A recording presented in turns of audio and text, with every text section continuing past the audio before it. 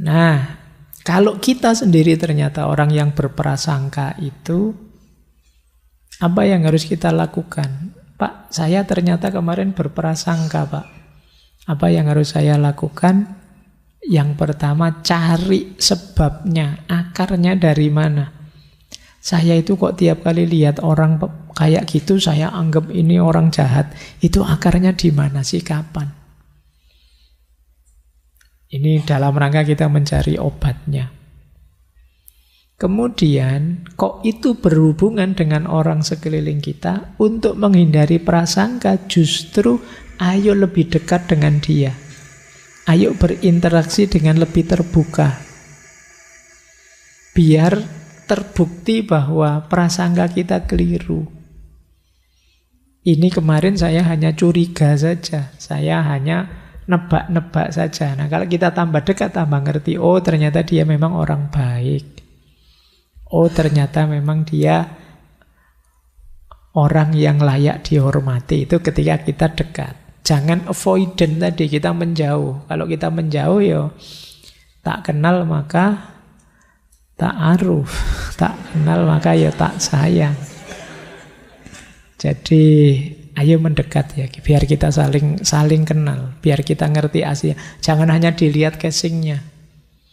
Dilihat dari luar mungkin kesan kita buruk, tapi mungkin bergaul tambah lama ya kita semakin sadar bahwa ternyata dia orang baik. Nah, bisa begitu. Pak, saya begitu, Pak. Saya mendekat lama-lama, ternyata prasangka saya benar, Pak.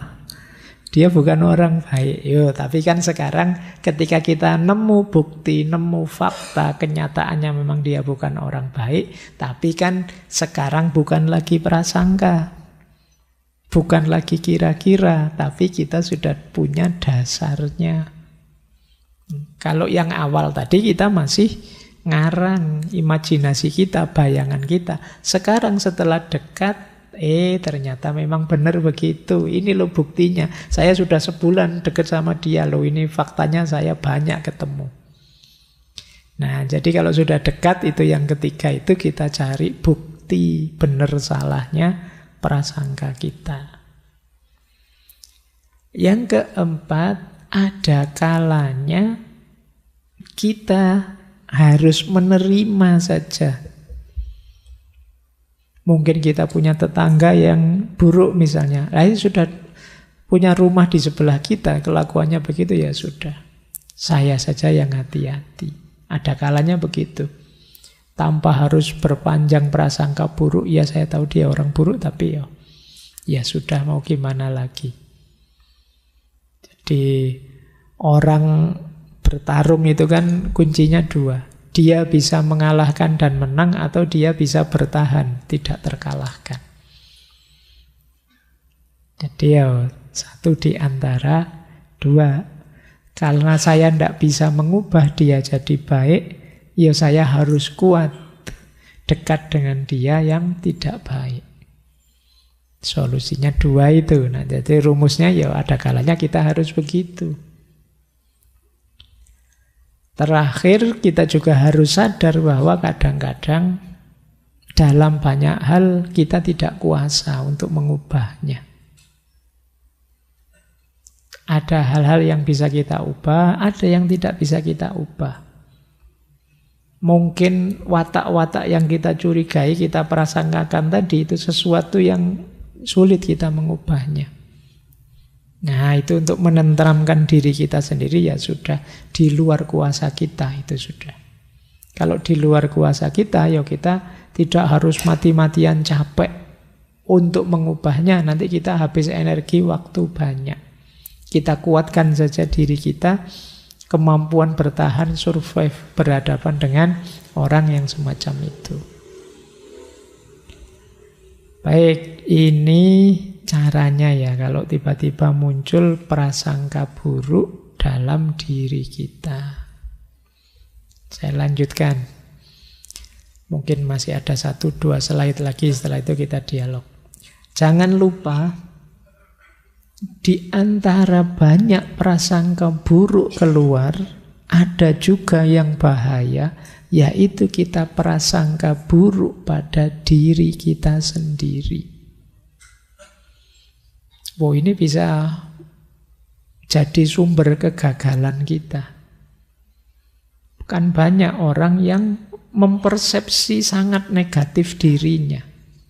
Jadi prasangka buruk pada dirinya itu, saya kasih contoh 5 hal. Semoga malam hari ini tidak ada yang punya prasangka buruk pada dirinya seperti ini. Yang pertama, merasa dirinya bukan orang yang berguna. Saya itu tidak ada gunanya Pak hidup di muka bumi ini. Apa manfaat saya? Menyusahkan saja. Menyusahkan orang tua, menyusahkan teman, menyusahkan dosen. Saya itu serba menyusahkan. Saya tidak ada gunanya Pak. Nah, ini namanya prasangka buruk. Kamu underestimate pada dirimu sendiri. Jadi ini akan merusakmu. Perasaan bahwa kamu tidak berguna, tidak berharga sama sekali, itu akan merusakmu, akan jadi sumber kegagalanmu. Wong manusia itu sering saya bilang bukan paket jadi, tapi paket potensi. Loh, kamu ingin berguna seperti apa? Kamu ingin berkontribusi apa? Kamu ingin melakukan apa? Kamu masih bisa. Selama masih diberi Allah waktu, kamu masih bisa ingin apa saja. Ingin berguna untuk apa? Pada siapa? Dengan cara apa? Bisa kamu atur. Sumber daya, kekuatan, energimu masih lengkap, masih bisa dipakai. Maka jangan merasa tidak berguna. Kalau kamu merasa tidak berguna, sebenarnya kamulah yang tidak menggunakan segala fasilitas yang dianugerahkan Tuhan padamu.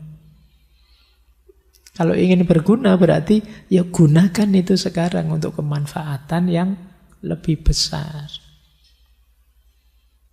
Yang kedua, mungkin ada yang merasa seperti yang kedua ini. Pak, saya itu ya begini-begini saja sejak dulu. Mungkin nasib saya ya memang sudah digariskan begini, tidak akan berubah. Ini juga persepsi negatif pada diri kita. Menganggap diri kita sudah stuck. Tidak mungkin berkembang lagi. Ya seperti saya bilang di awal tadi, kita tergantung pikiran kita. Kalau kita menganggap diri kita selesai, sudah stuck, ya selesai berarti memang. Padahal kalau kamu mau ingin berkembang lagi, pasti kamu bisa. Tergantung caramu memprasangkai dirimu, mau prasangka buruk apa prasangka baik. Kalau prasangkamu buruk seperti ini, ya kamu sedang membangun kegagalanmu sendiri. Termasuk yang ketiga, merasa tidak mampu melewati tantangan hidup. Tidak kuat saya Pak, tidak mungkin saya bisa Pak, tidak mungkin ya sudah selesai. Kamu sendiri yang mempersepsi dirimu sebagai tidak kuat, tidak mampu, tidak mungkin. Padahal harusnya bisa saja kok kalau kamu mau berjuang.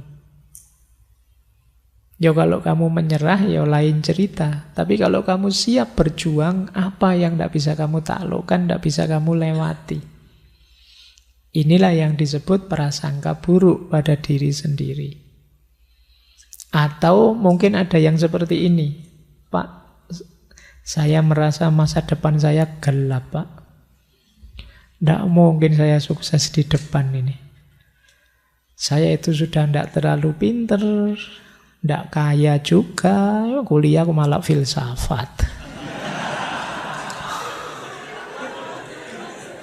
Terus kamu jadi apa? Saya besok ya Pak ya.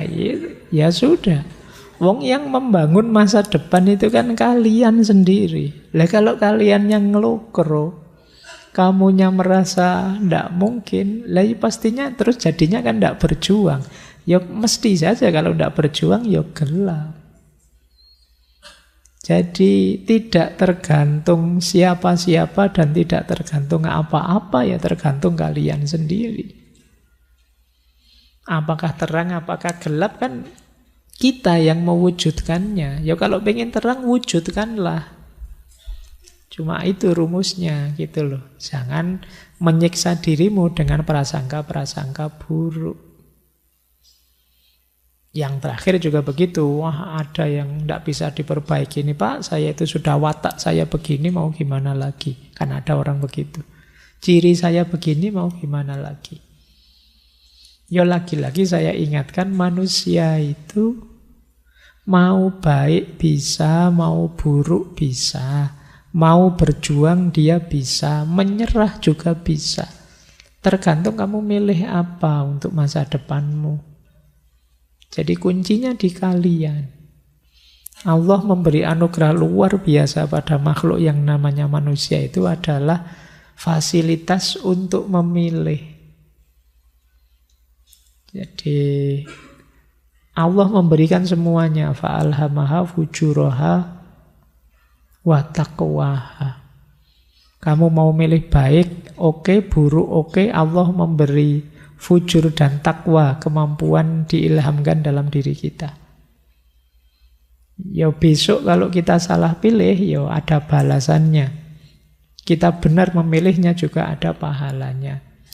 Fama ya'mal misqala dzarratin khairan yarah wa ma ya'mal misqala dzarratin syarran yarah. Jadi ini prasangka buruk pada diri kita. Yang terakhir, ini sebenarnya saya ingin bahas panjang tentang husnudzon pada Allah dan suudzon pada Allah, tapi next time ya. Tadi mungkin di sesi prasangka yang agak religius, sufistik. Tapi sengaja saya angkat ini saja dulu karena menurut saya penting berhubungan dengan suudzon pada diri kita sendiri. Kadang-kadang orang terus suudzon pada Allah, prasangka buruk pada Allah. Anggap saja ini trailernya, nanti aslinya kita bahas lebih panjang kapan-kapan.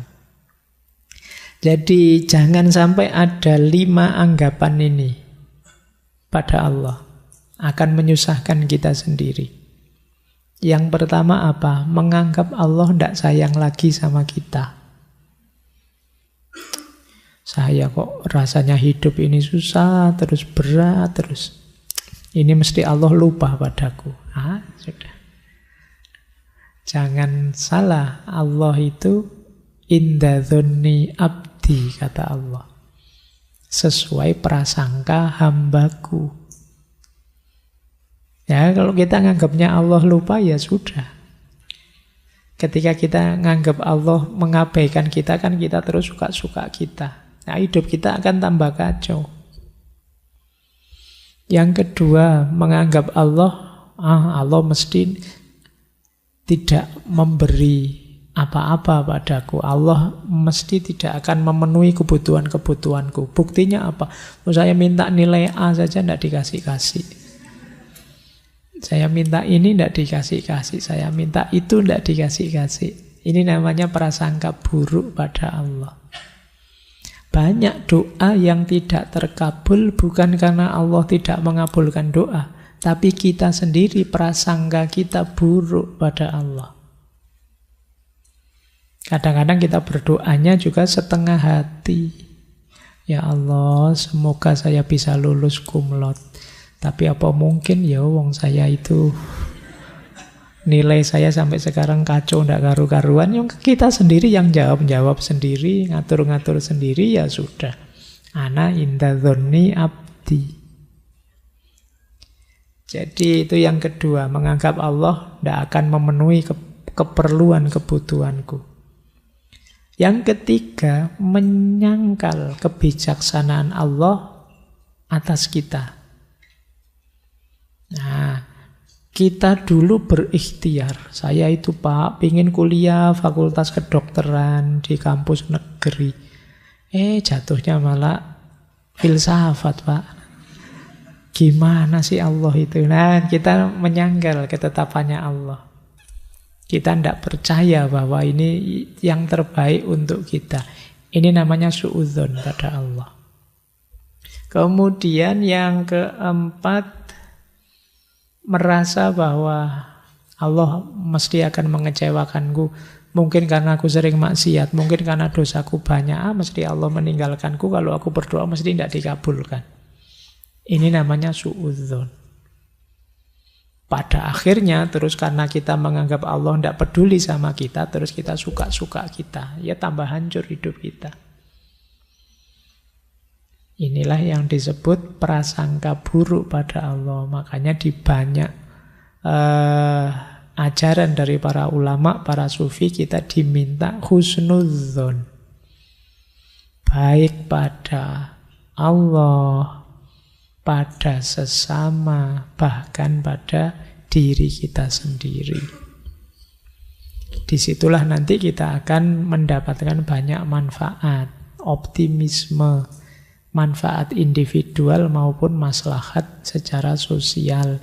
Insya Allah kalau dua ini lahir, Allah akan nambahi dengan namanya barokah.